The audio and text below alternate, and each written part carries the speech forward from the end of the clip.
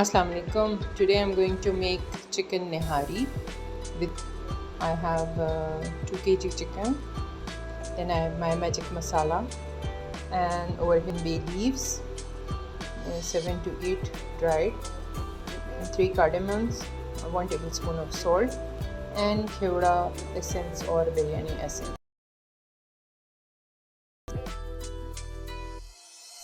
You can see the nihari masala. It's properly done. I've added salt and green cardamom and bay leaves to it. Okay, you can see now this chicken is nicely roasted over here. Oil is out in masala. Masala is properly mixed. Right. Tasty chicken nihari is ready to be served.